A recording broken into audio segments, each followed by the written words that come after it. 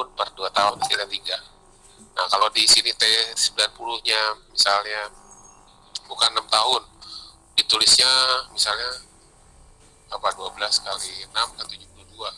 Kalau 60 tahun, 60 bulan, itu udah berapa berarti? T90-nya pada suhu 20 derajat 60 bulan, bukan 6 tahun. Dijadikan tahun berapa? Atau yang 2 tahun dijadikan bulan, itu terserah nanti ya. Itu kita jadikan yang 60 bulan dijadikan tahun berapa hasilnya? 5 tahun ya Pak? Ya 5 tahun, berarti T90-nya 20 derajat itu 5 tahun ya. Bagi 2, jadi 2,5 Q10-nya. Ya. Itu contoh dari Q10 ya. Q10 itu sebenarnya datanya dari K. K itu datanya dari pertemuan sebelumnya ya, untuk menentukan baik node 1 atau node 0. Oke, kita lihat contoh ketiga. Pada reaksi order 0, nilai K-nya 20 derajat itu 10 mg per tahun. Jika pada suhu derajat, ini 20 derajat, itu 10 derajat, K-nya 4 mg per tahun. T90-nya 5. Berapa hitung T90-nya pada 20 derajat? Ini sebenarnya memanfaatkan rumus yang tadi di atas ya. Jadi, Q-nya kita hilangkan, pakai yang ini saja. KT plus 10 dibagi KT sama dengan T90 pada suhu T dibagi T90 pada suhu T plus 10. Jadi rumusnya kita gunakan adalah ini ya. Jadi K-nya yang suhu besar ke suhu kecil, T-nya suhu kecil suhu besar. 10 per 4, ini karena sudah sama, bisa dicoret ya.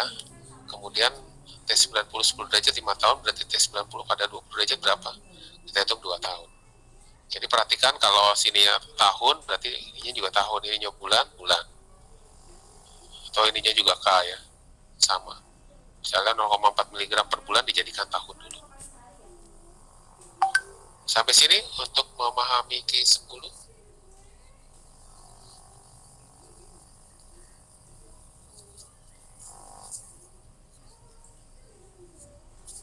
Memahami Q10 ada yang belum mengerti? Enggak sih. Q10?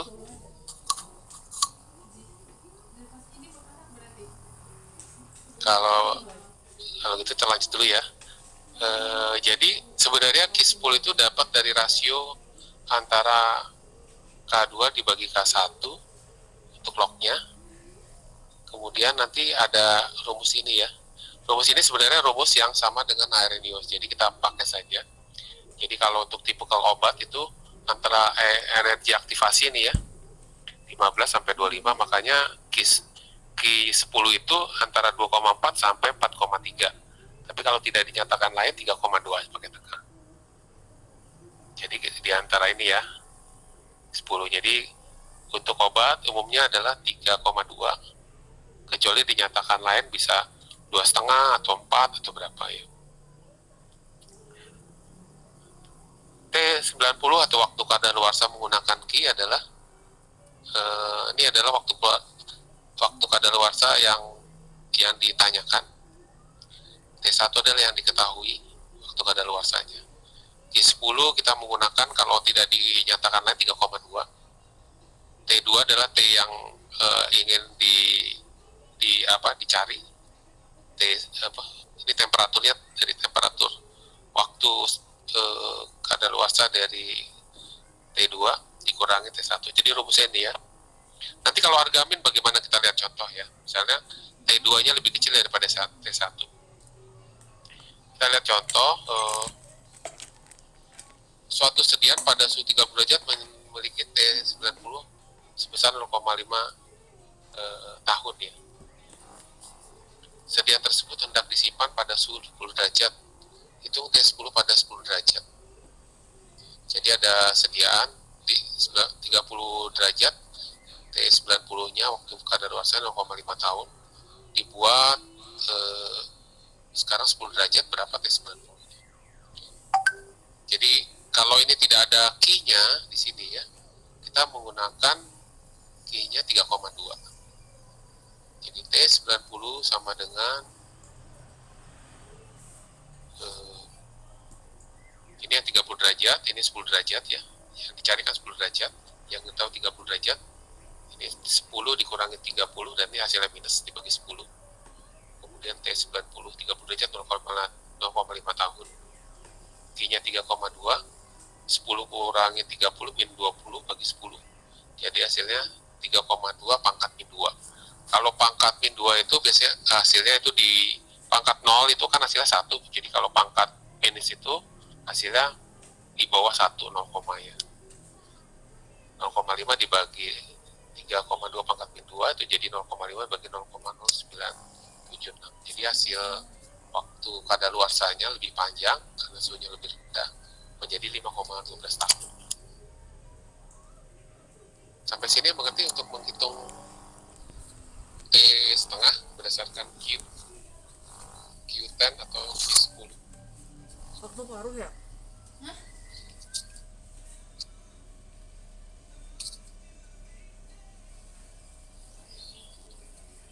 Oke, lanjut ya. Kalau tidak sambil nanti kalau ditanya silahkan. Satu sekian sama. Tapi ini suhunya kita di atas ya. Tadi sediaan 10 derajat, T90 5 tahun. Kalau disimpan lebih tinggi lagi, bagaimana dengan waktu kadaluarsanya? Rumusnya sama, hanya di sini yang lebih tinggi ditanyakan, yang lebih rendah 10 derajat yang diketahui. Rumusnya sama Q10, 25 min 10 bagi 10. Jadi 5 tahun dibagi 3,2 pangkat 15 per 10 jadi pangkat 1,5. Hasilnya 5,7243. 5 dibagi 5, 5,7243. Hasilnya 0,8735 tahun atau dikali 12 10,4815 bulan. Jadi kalau dilihat kalau suhunya lebih tinggi hasil ininya lebih besar dari 1 ya. Tapi kalau suhunya lebih rendah yang dicari maka hasilnya pangkatnya negatif, jadi 0, di bawah 1, mengakibatkan waktu kadaluarsanya lebih besar. Rumus ini sebenarnya bisa digunakan untuk T setengah ya, sama ya prinsipnya, tinggal diganti T setengah ya. Jadi kalau T setengahnya misalnya 10 tahun, tinggal dikalikan saja 10 bagi 0,9. Itu juga dengan kalau suhunya lebih tinggi ya. 45 hanya berbeda suhu, yang satu lebih tinggi, satu lebih rendah ketika menyimpan. Kita lihat contoh berikutnya lagi ya. Suspensi amoksisilin dosis lazim 250 mg per 5 ml. Kelarutannya atau solubility-nya S itu 1,5 gram per 100 ml. Diketahui konstanta kecepatan reaksi orde 1 ini. Jadi K1 itu 3 kali 10 pangkat 5 per detik. Nah ini yang tadi saya sebutkan di atas. Kalau K itu hanya satuannya per waktu ya. Detik min 1 atau per detik ya, sama saja. Tentukan T90 dan T setengah pada suhu 35 derajat. Jadi ini disimpan pada suhu 25 derajat. Kalau 35 derajat berapa? Yang perlu diperhatikan bahwa ada kata suspensi. Jadi suspensi itu selalu mengikuti orde 0. Tapi data di sini tidak hanya diketahui orde 1. Jadi kalau ada sediaan suspensi itu selalu mengikuti orde 0. Walaupun di sini datanya orde 1, kita harus ubah dulu K1-nya menjadi K0. Kita tahu kalau satuan dari K0 adalah konsentrasi, berat, volume, atau sejenisnya per waktu. Maka kalau solubility dikalikan dengan K1 itu hasilnya adalah konsentrasi per waktu. Kita lihat ini ya. K0 itu K1 kali S. S ada kelarutan, K-nya ini 3, kali 10 pangkat 5 detik 1 ya. Ini minus ya sebenarnya, tadi saya sampaikan di sini minus ya. Minus 5. Ini minus 4 ya. Ini lihat kan ya minus 4 ya. Hasilnya karena ini detik per detik, ini satuan konsentrasi, maka satuan konsentrasi miligram per mililiter per detik. Detik itu miligram per mililiter per detik itu adalah satuan dari konstanta dari K0. Sehingga kita bisa memperoleh K0, maka kadaluarsa pada order 0 mengikuti aturan yang sebelumnya. Itu T90 sama dengan 0,1 bagi A0 bagi dengan 0,5 A0 dibagi K0. Sehingga diperoleh, karena ini detik ya, makanya ditulis detik dulu, kemudian baru dibagi jam. Dan juga T setengah. Jadi kadaluarsanya menjadi 3 jam, 09 kalau disimpan pada suhu 35 ya. Oh, maaf, kadaluarsanya pada 25 dulu ya, ini kita hitung pada 25 dulu. Karena yang menjadi patokan nanti adalah kadaluarsa penyimpanan pada yang diketahui. Jadi 25 dulu ini ya. 3 jam dan 15. Jadi makanya kalau amoxicillin itu memang nggak pernah tahan lama ya. Apalagi disimpan pada suhu 25 derajat dan 30 ya. Kemudian kadaluarsa pada 35 derajat bagaimana? T90-nya tadi sudah yang dicari 35 derajat, yang diketahui 25 derajat. Jadi 3,09 jam dibagi 3,2 karena Q-nya Yuk. tidak disebutkan dalam soal, berarti 3,2 ya. 10 bagi 10 jadi 3,2 pangkat 1, jadi 0,96 jam. Itu juga T setengah, kita ambil T setengah dari 25 derajat tadi 15,45 dibagi 3,2, 4,828 jam. Jadi yang perlu diperhatikan bahwa untuk suspensi pertama adalah suspensi adalah order 0. Kalau ada datanya K1 atau order 1, dirubah dulu K-nya, K1-nya menjadi K0. Itu dengan cara mengalihkan dengan pelarutan. Terus sudah dapat K0, kita hitung seperti sebelumnya bahwa kadaluarsa untuk order 0 0,1 A0 bagi K0, waktu paruh dari order 0 0,5 A0 dibagi K0. Untuk menentukan kadaluarsa pada 35 derajat, kita gunakan rumus yang tadi. T90 pada suhu 20. Kalau yang di soal berarti 35 ya. 35 yang dicari, yang diketahui T90 25 bagi Q10 pangkat 35 kurangi 25 bagi 10. Jadi hasilnya lebih cepat ya, 0,9 jam kadaluarsanya, waktu paruhnya 4,828 jam. Sampai sini ada yang mau ditanyakan?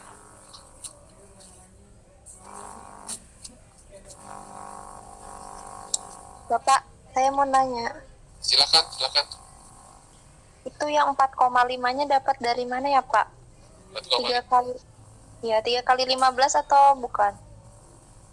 Oh ya, saya jelasin dulu. Harusnya, oh ya, ya saya jelaskan dulu. Jadi amoxicillin itu kecepatan secara umum reaksinya di semua sediaan ya, kecuali suspensi itu adalah order 1. 3,5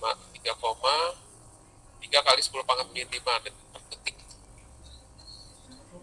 Tapi kalau sediaan tersebut dibuat suspensi, maka ordenya adalah order 0. Kalau dalam di buku farmasi fisik itu disebut order 0 semu ya, khusus untuk suspensi ya. Nah, datanya kan hanya dapat K1. K1 itu untuk merubah ke K0 itu dikali dengan kelarutan. Kelarutannya itu 1,5 gram per 100 ml atau 15 mg per mililiter. Jadi dikalikan 15. Ini pangkatnya negatif ya. Jadi K0-nya itu jadi 4,5 kali 10 pangkat 4. Jadi ini K0 karena K0 itu digunakan untuk bentuk suspensi yang warna merah saya warna.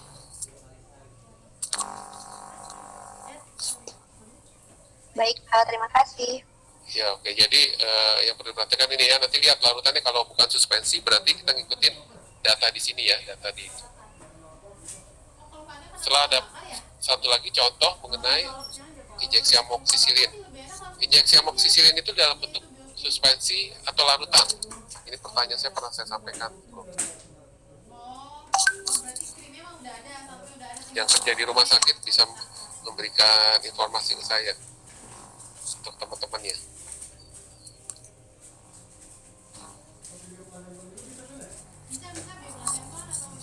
Injeksi bentuknya apa? Suspensi kering, Pak. Suspensi, Pak. Suspensi. Pernah dibaca nggak itu penggunaannya IV, IM, ISC, intravena, intramuskular, atau subkutan, atau intramuskular?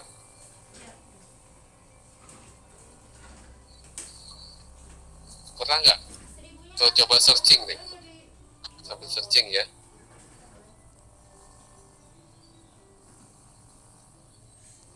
Oke, saya tambahkan dulu sebenarnya ya. Amoksisilin itu nanti dilihat ya. Bentuknya itu kalau kan sedang belajar steril ya. Karena apalagi lagi praktikum steril. Semua injeksi itu yang dimasukkan secara intravena itu harus bentuk larutan. Kalau bentuknya bukan larutan air, larutan air ya. Kalau bentuknya larutan tapi dalam bentuk larutnya minyak itu tidak bisa diberikan. Makanya minyak itu biasanya diberikan secara intramuskular atau lain kecuali IV ya. Demikian juga suspensi yang tidak bisa diberikan secara intravena karena kan menyumbat pembuluh darah. Ya. Jadi untuk membuat larutan amoksisilin itu direaksikan dengan kalau nggak salah NaOH itu bentuk garam amoksisilin. Jadi bentuknya larutan nih ya. Larutan dalam bentuk kalau injeksi kan ada suspensi kering untuk injeksi, larutan kering untuk injeksi ya. Jadi ini bentuknya adalah bentuk larutan nanti dan kerja lihat sediaannya nanti ada N-amoksisilin, ada kata IV intravena ya. Walaupun disebutkan di sini larutannya 1,5 gram per 100 mili, tapi kita tidak bisa memakai data ini ya. Kita pakai tetap K1. K1-nya itu jadi reaksinya adalah orde 1 karena dia larutan, jadi T90-nya menggunakan orde 1 0,105 per K1. T setengahnya 0,93 per K1. Jadi diperoleh 0,833 jam. T setengahnya 5,5 jam. Jadi perbedaannya adalah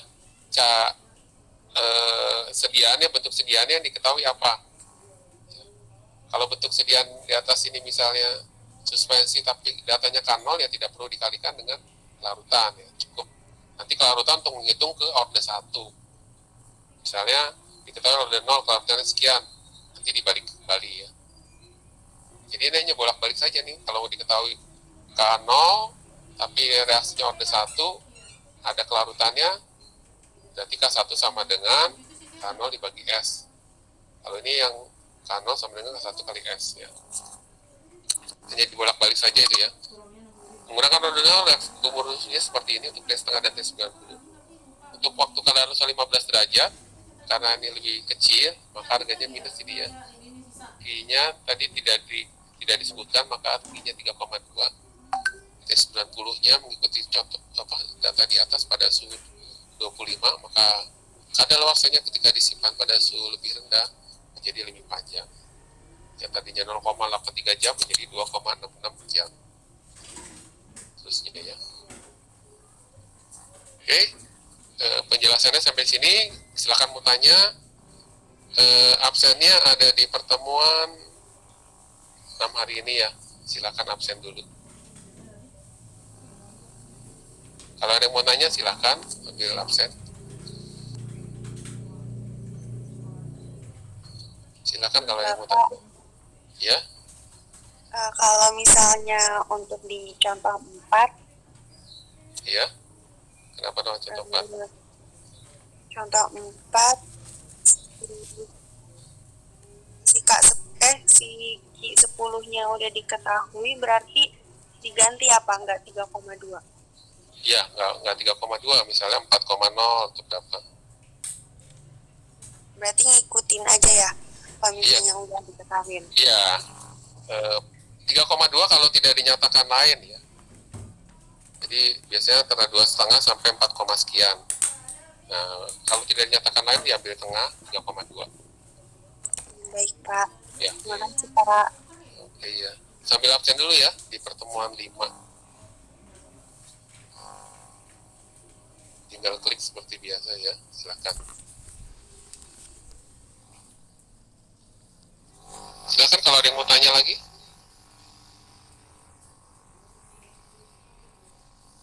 Suspensi itu diikuti order 0.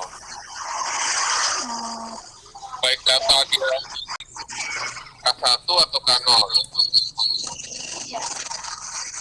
Kalau misalkan itu Pak sediaannya larutan, tapi yang diketahui di soal itu order 0 itu perlu dirubah ke order 1 dulu atau nggak usah Pak? Nah, kalau soal itu mengatakan dia harus ke order 1, reaksinya mengikuti order 1, ya harus dirubah dulu ke order 1. Oh, berarti tergantung soalnya ya Pak? Ya, tergantung soal. Jadi order yang dipakai adalah kalau suspensi itu sudah pasti ke order 1 ya. Tapi kalau bentuk yang lain itu tergantung datanya. Kalau datanya order 1 tapi yang dimaksud adalah order 0, harus berubah order 0 atau sebaliknya. Oke baik, makasih Pak. Kosong. Andalan. Silakan absen dulu yang belum absen.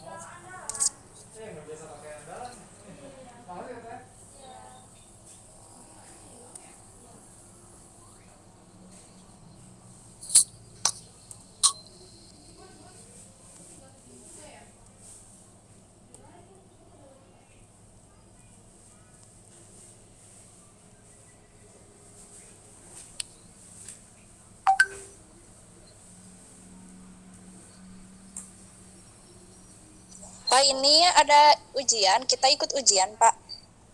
Ujian, iya, seperti biasa. Kan sebelumnya juga sama. Hari pertama.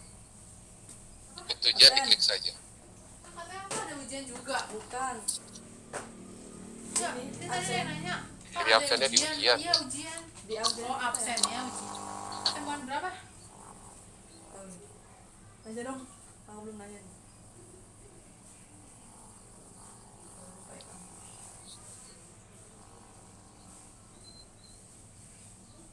Oh, pertemuan 6.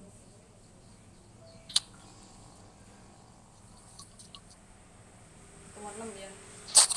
Baik, sambil menunggu yang absen, kita lanjutkan ke materi berikut. Ini materi tentang protokol uji kesehatan, uji stabilitas ya. Uji stabilitas itu yang dari pembahasan materi dari yang sebelumnya itu hanya baru satu titik saja ya. Sebenarnya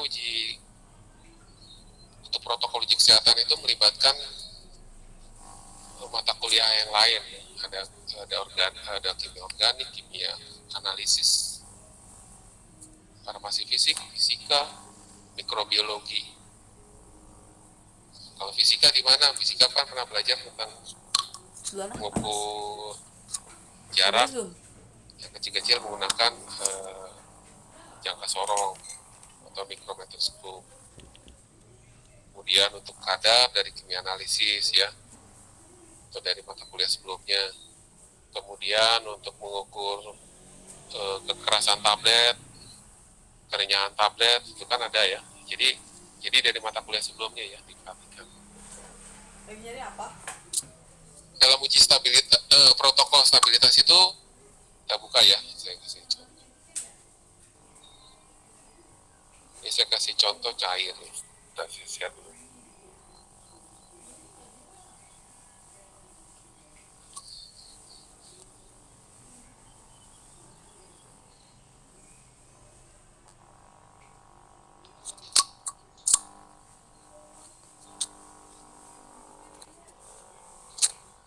Kelihatan ini ya. Jadi ini contoh sediaan cair itu. Untuk sediaan cair itu misalnya eliksir atau sirup itu ada jumlah contoh atau parameter yang diukur, mikrobiologi, viskositas. Viskositas itu kan tergantung zatnya yang zat aktif, zat pengawet, rata-rata kejer sama kebasahan. Jadi kalau bobot jenis kan menggunakan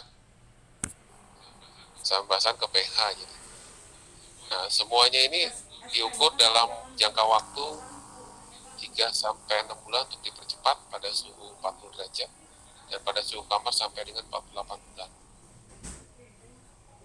Ya, ini adalah protokol ujinya ya.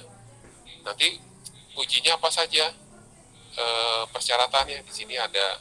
Nanti volumenya tergantung spesifikasi ya. Saya contoh. Ini juga ALT misalnya angka lempeng kuman di angka jamur kapang atau kapang kamir itu persyaratannya maksimal berapa gitu ya, misalnya 10 pangkat 3 koloni per mililiter. Kalau untuk padatan 10 koloni per gram. Penetapan kadar pengawet itu yang menggunakan prinsip analisis yang dipanggil pasal kadarnya misalnya 90 sampai 110%. Jadi kalau di bawah itu tidak memenuhi syarat, di atas juga tidak memenuhi syarat. Dan seterusnya ini ya protokol uji ya. Kemudian ada lagi namanya laporan. Laporan ini sebenarnya adalah hasil dari pengujian. Jadi contohnya ini kalau nggak salah ada yang di industri siapa ya? Saya lupa namanya. Yang dari di anak buahnya Budi Fada. Saya Pak. Ayo bantu saya untuk uji stabilitas. Seperti ini atau ada yang kamu tanggapan tentang cair?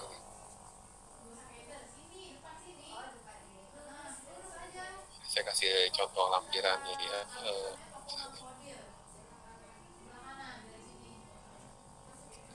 Jadi ini contoh misalnya pengujiannya seperti ini.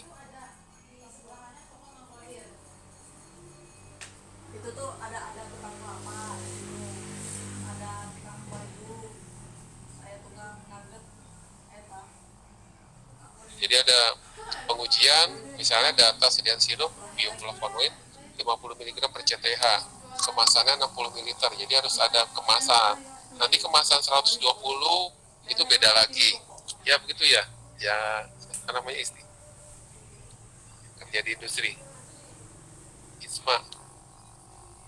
ISMA betul ya? Iya Beda Pak. kemasan, beda stabilitas lagi ya, beda kadar aktifnya juga beda lagi, beda kemasannya ganti juga stabilitas lagi ya. Nah ini contoh yang sederhana saja.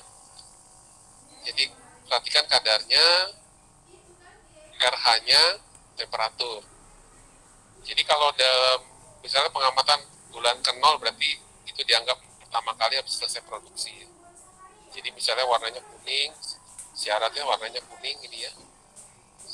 Baunya citrus, rasanya citrus, ketika cair kayaknya 5,5. Ini Pigno, pernah belajar kan Pigno ya? Pignometer ini. Jadi berat awal, berat kosong, berat sediaan, hasilnya berapa. Nanti persyaratannya berapa ya. Kemudian viskositas menggunakan Oswald. Masih ingat kan Oswald? Rumusnya ya. Gunakan rumus Oswald ya di sini ya. Kemudian volume terpindahkan. Volume terpindahkan itu untuk sediaan cair, misalnya dari tadi volumenya 60, kemudian dipindahkan menjadi di dalam gelas ukur 59,5.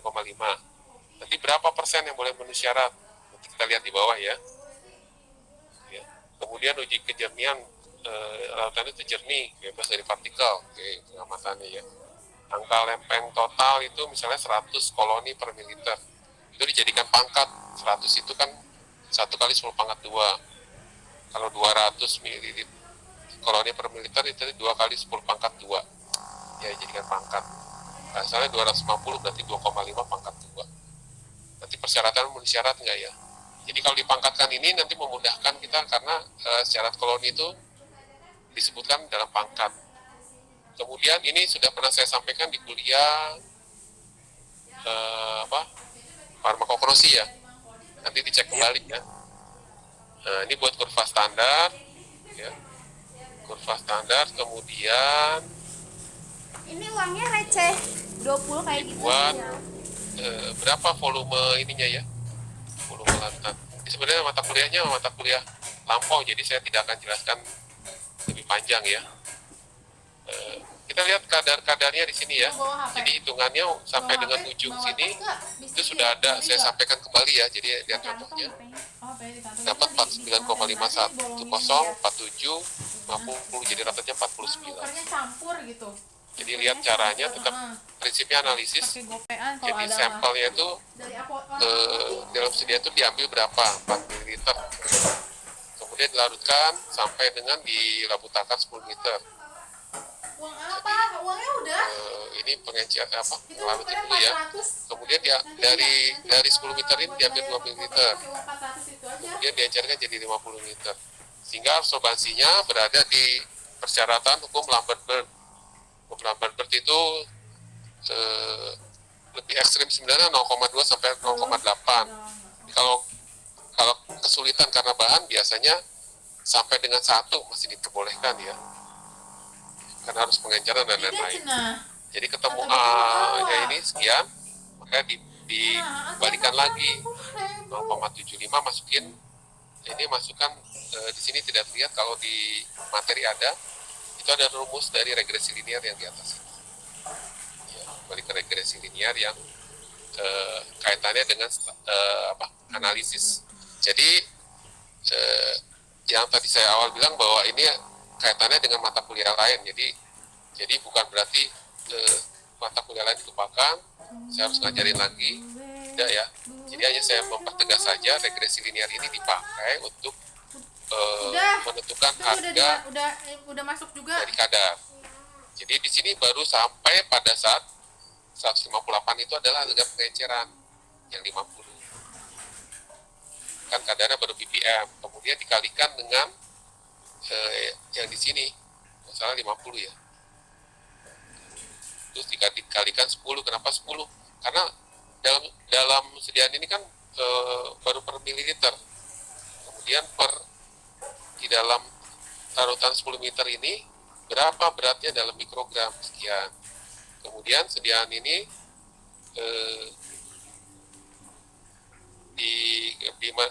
dalam sediaan ya itu kan per CTH ini 44 ml, makanya 39608 kali 5 bagi 4 jadi hasilnya 49,5 dan seterusnya ya.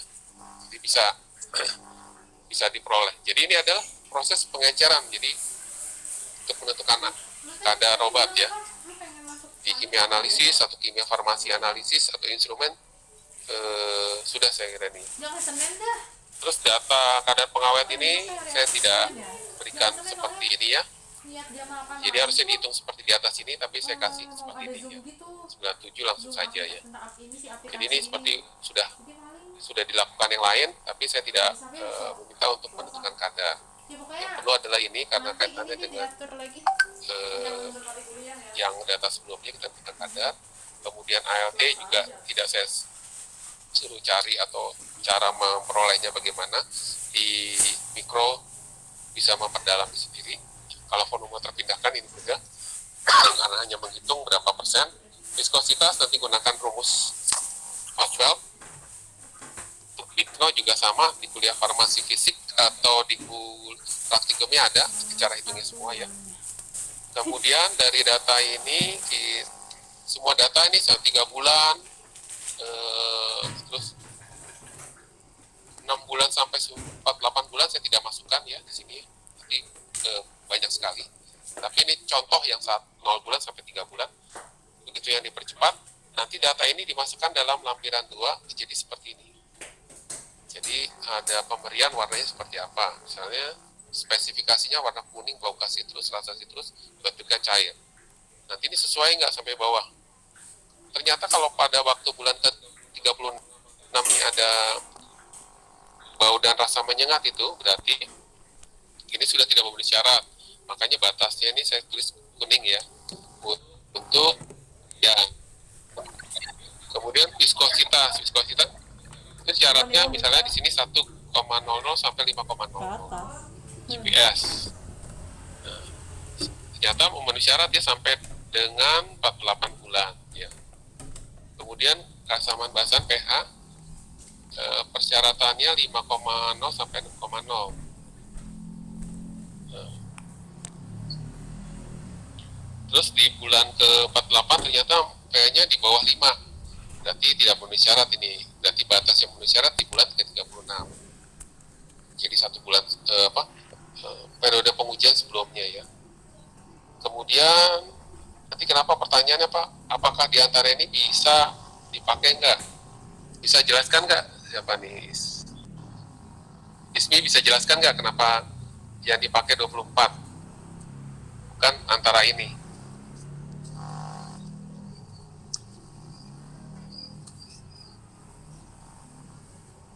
Ismi bisa? Isma bisa jelaskan? Belum. Kenapa yang dipakai 24 bukan di tengah-tengah ini?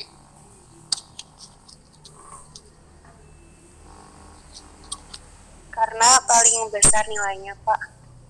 Paling besar. Kalau di industri itu biasanya kadaluarsanya itu misalnya sudah dihitung ya, misalnya hanya 30 bulan. Biasanya suka mundurin bulannya menjadi sekitar 27 atau 28. Itu kan untuk batas safety-nya ya.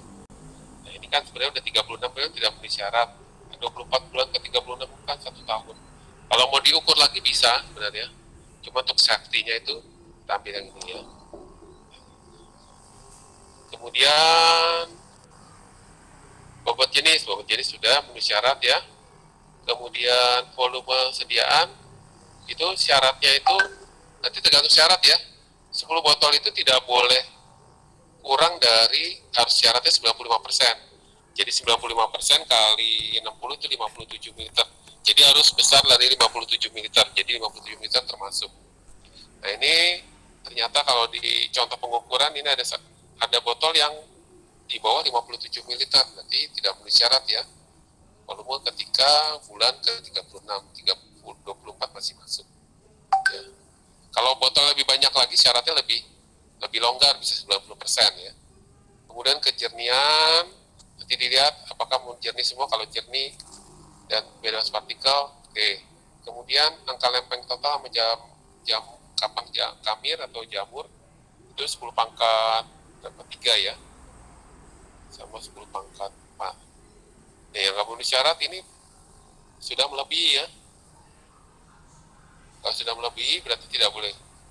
Kemudian untuk keadaan zat aktif itu syaratnya 90 sampai 110%, berarti 50 mg per CTH, berarti ya persyaratannya harus 45 sampai 55. Kemudian di sini memenuhi syarat ya untuk batch pertama. Dipakinipasolnya tidak memenuhi syarat pada bulan ke-36. Jadi kita ambil yang paling memenuhi syarat semua adalah, walaupun ini memenuhi syarat tapi satu spek yang tidak memenuhi syarat, berarti kita ambil yang paling rendah ya. Jadi 24 bulan. Ini dilakukan untuk 3 batch. Misalnya batch kedua sama pada waktu 36 bulan juga, ini 24 bulan, 36 bulan. Kemudian batch ketiga ini 36 bulan. Jadi batch pertama, kedua, ketiga itu kedua, ketiga 36 bulan, batch pertama 24 bulan. Jadi dia ambil yang amannya 24 bulan. Tapi kalau mau misalnya expirednya lebih panjang lagi, diuji lagi 24 sampai 36 itu bisa diuji lebih detail lagi, misalnya setiap bulannya diukur. Jadi ketahuan itu berapa bulan, misalnya menjadi cukup 27 bulan bisa ya. Tapi itu pekerjaan lagi, tapi amannya seperti ini ya. Kemudian untuk data dipercepat itu sama. Data percepat syaratnya hanya 0 sampai 6 bulan. 0, 3 bulan, 6 bulan, persyaratannya sama.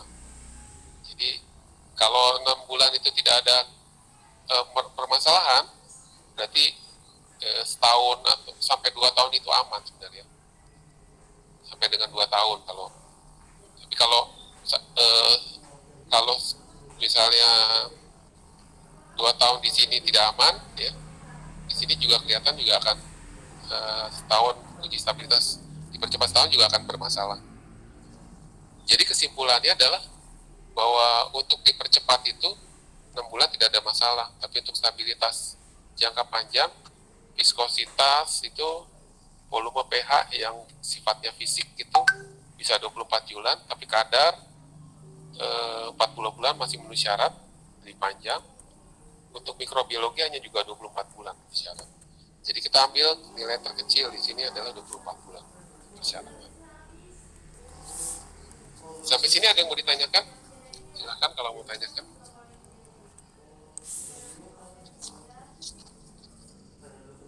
Ada yang mau ditanyakan?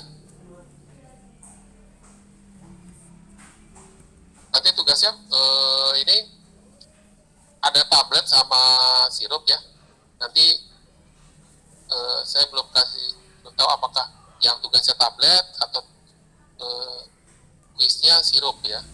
Kalau tugas tablet ini lengkap seperti ini ya, buat cara-caranya ya, tablet atau sirup ya. Kalau untuk kuis nanti data-data seperti ini, misalnya berapa ALT-nya masih memenuhi syarat nggak, kadarnya misalnya sudah diketahui regresinya ya. Jadi bagian-bagian dari persyaratan, misalnya volumenya 300 ml, kemudian ketika diuji hasilnya misalnya 290, apakah memenuhi syarat atau memenuhi syarat berapa sampai berapa gitu ya. Kalau untuk kuis ya, kalau untuk tugas seperti ini ya. Kalau kuis bagian dari salah satu ini, tanyakan terus viskositasnya gimana. Kalau tablet berarti variabilitasnya bagaimana, terus kekerasannya bagaimana ya. Ukur variabilitas, pelajari kembali ya, variabilitas, waktu hancur, kemudian apalagi kekerasan tablet, kemudian diameter. Lagi di sini coba saya lihatkan dulu ya. Silakan kalau ada yang mau ditanyakan.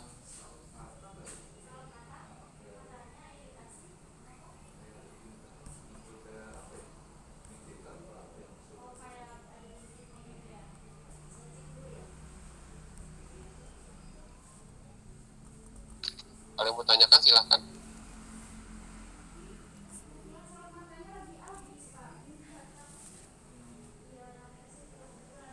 Silakan kalau ada yang mau ditanyakan.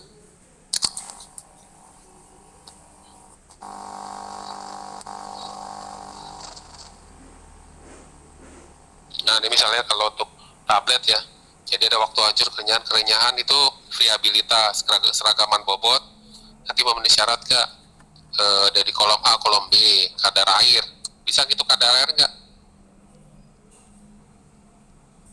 Menggunakan prinsip gravimetri ya, sebelum dan sudah keseragaman isi berarti kadar di dalamnya disolusi saat aktif mikrobiologi.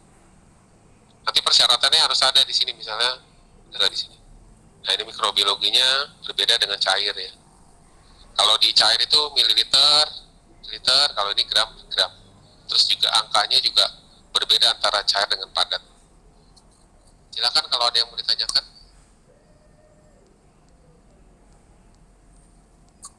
Mengenai uji mikrobiologi stabilitas, ada mikro, fisika, kimia, biologi.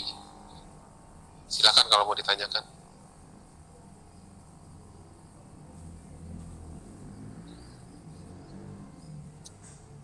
Ada yang mau ditanyakan?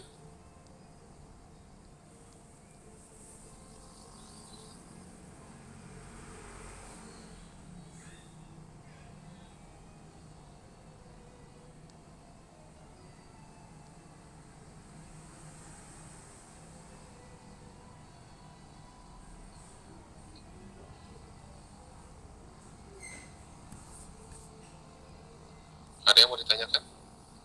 Tidak ada, Pak. Isma, ada yang mau nambahin nggak? Kalau sediaan semi padat gimana Isma?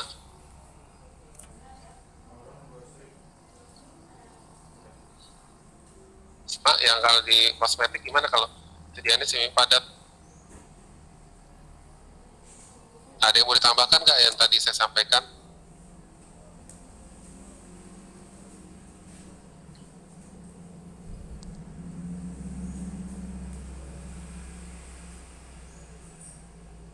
Tidak ada, Pak. Kalau uji protokol di industri gimana, Isma?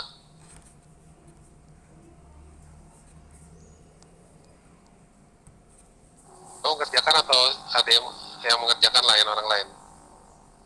Yang mengerjakan orang lain, Pak. Orang lain. Atau parameter untuk kosmetik apa aja?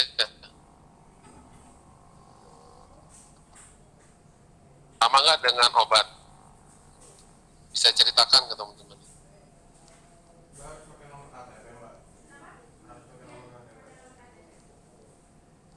Parameter kosmetik, ada nggak perbedaan? pH, pH, ya. viskositas, Nah, viskositasnya kalau disediaan kosmetik itu menggunakan encer sekali atau ada yang kental seperti krim atau ada yang encer sekali? ada facial wash, Pak. Ada facial wash tuh. Kalau serum kan juga kental nggak serum? Serum ada yang kental, ada yang tidak kental. Iya kan, berarti kan nanti viskositasnya berbeda, alatnya juga berbeda atau spindalnya berbeda ya. Iya. Jadi kalau sederhananya sebenarnya kalau untuk yang cair itu bisa dengan oswell sebenarnya sederhana. Tapi kalau dengan alat itu biasanya viskositas yang besar ya. Kemudian ada sediaan di kosmetik, ada nggak sediaan bentuk kapsul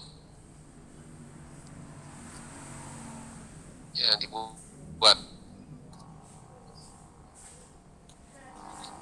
Sediaan kosmetik.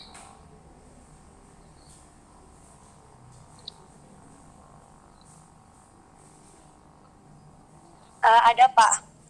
Ada ya. Apa tuh bentuk contohnya?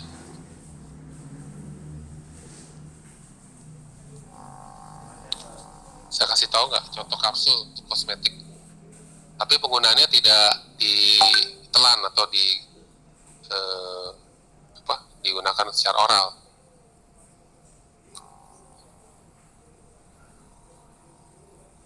Ada nggak? Ada, Pak. Apa, Alisa?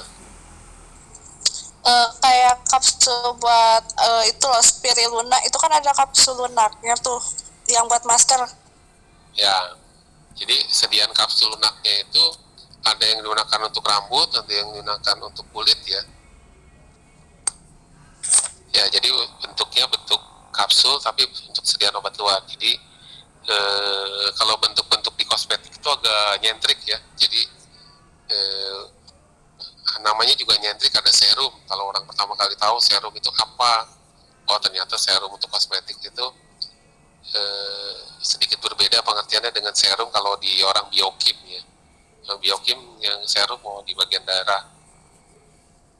Terus ada lagi apa sediaan, ada masker. Masker itu kalau alat kesehatan itu kan sudah jelas ya. Tapi kalau masker wajah itu bukan nutupi hidung tapi nutupi muka ya. Sekarang ada yang masker yang bentuknya peel off, yang bisa dikletek, ada yang dicuci nanti ya. Nah itu nyentrik-nyentrik ya sediaan kosmetik. Untuk tablet bentuk padat, bentuk cair atau semi solid sebenarnya sama saja yang saya sampaikan tadi. Hanya nanti spesifikasinya berbeda. Spesifikasinya berbeda. Misalnya kalau padat itu tidak perlu viskositas, kalau cair perlu viskositas. Padat itu tidak perlu pH, tapi cair perlu pH ya. Untuk kekerasan, waktu hancur itu bisa obat padat. Nah, kalau cair atau semi solid beda lagi. Ada yang semi solid dengan cair juga, ada yang kayak volume terpindahkan. Untuk semi solid tidak perlu. Misalnya kalau serum perlu kan volume terpindahkan karena dia bentuknya cair ya, untuk serum cair ya. Tapi kalau kental atau bentuknya semi solid itu tidak perlu volume terpindahkan. Ya, volume terpindahkan itu, jadi ini untuk membedakan antara cair dengan semi solid. Jadi kalau dibilang cair itu berarti ada volumenya. Kalau semi solid itu at gram, kalau cair itu at mililiter. Ya. Ada yang mau ditanyakan lagi? Kalau tidak ada, nanti ada absen. Tadi absennya tentang apa? Uji Q10, kita absen lagi untuk uji protokol kesehatan, sama di pertemuan 6 ya. Silakan absen kembali.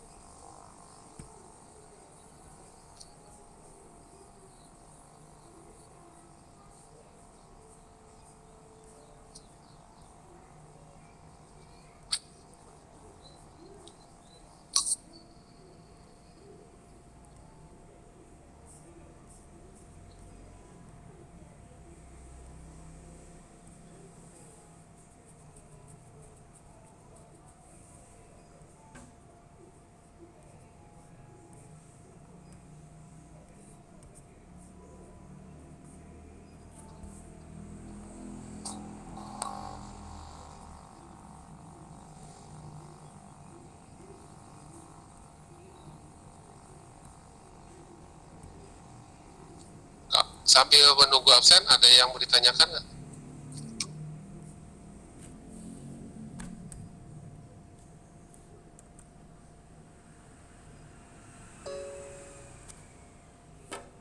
Silakan kalau mau ditanyakan. Kalau tidak, berarti cukup ya. Jadi minggu depan ada tugasnya satu saja tentang uji protokol ini ya. Minggu depan lagi kita akan kuis dari uji protokol stabilitas, satu lagi dari Q10. Jadi minggu depan ada pertemuan 6, 7, 8, minggu depan lagi 9, 10. Jadi saya sampai pertemuan 10, sisa pertemuannya nanti 11 sampai 14 sampai Pak Wahyu ya. Kemarin saya sudah sharing di Google di grup ya, ada apa namanya, link itu untuk membantu kalau menggunakan kalkulator lama bisa atau tidak punya dengan kalkulator saintifik, bisa menggunakan link tersebut, nanti bisa dicoba, silakan ya. Kemarin saya sudah share kan ya, bisa dicoba itu ya untuk mengukur regresi linier. Sudah dicoba? Belum, Pak. Dicoba ya. Untuk komanya menggunakan titik ya notasinya ya. Nanti kalau koma pakai koma dicoba dulu, karena ini kemarin ada yang share dari mahasiswa tingkat bawah. Kemarin Pak pakai ini Pak. Oh ya Pak. Terus saya share ya. Jadi coba dulu dengan angka yang mudah saja. Kalau bisa jalan berarti ketemu ya. Itu berarti pakai caranya seperti ini. Yang kemarin harus diperhatikan adalah kalau koma itu jangan pakai koma tapi pakai titik. Nah itu ketemu R-nya, ketemu regresinya kan mudah ya. Tidak seperti kalkulator harus masukin satu-satu baru. Ini bisa disimpan kok. Jadi maksudnya selama masih aktif di link tersebut itu masih tersimpan. Nanti kalau untuk uji regresi linearnya klik di bawah itu satu ya. Jadi kalau di pakai Excel itu kan bisa dua-duanya, tapi kalau ini hanya satu, diklik satu dulu regresinya apa, terus ketemu, kemudian balik lagi klik R-nya untuk menentukan R, satu lagi yang di bawahnya. Untuk di atas itu ada yang tidak boleh diklik ya, jadi setelah tabel itu kalau nggak salah tabel untuk isi angka itu tidak boleh diklik kecuali dua yang di bawah ya. Nanti makanya dicoba dulu. Silakan coba, itu bisa membantu. Tapi kalau bisa menggunakan laptop ya silakan. Tapi kalau tetap mau menggunakan kalkulator silakan. Jadi saya hanya bantu untuk memudahkan ya. Jangan lupa absen itu ya, absen di pertemuan 6 yang kedua uji protokol stabilitas. Baik, Pak. Iya.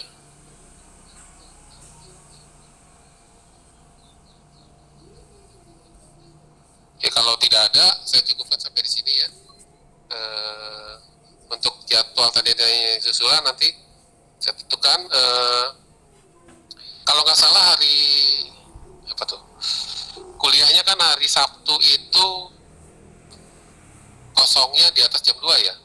Jadi saya pakai, kalau hari Jumat itu kan dipakai kuliah, Sabtu itu di jam 14 kosong, hari Minggu itu pagi praktek ya.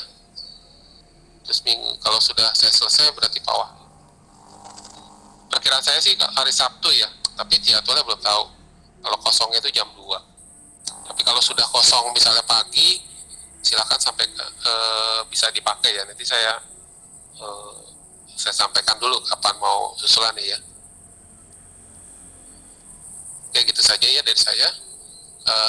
Terima kasih, sampai ketemu lagi pertemuan berikutnya. Untuk materi-materi silahkan lihat nanti apa yang menjadi tugasnya apa, terus yang menjadi tugasnya apa ya. Baik Pak, terima kasih Pak. Ya, makasih semua, sampai ketemu lagi ya. Oke, saya pamit ya. Ya, Terima kasih.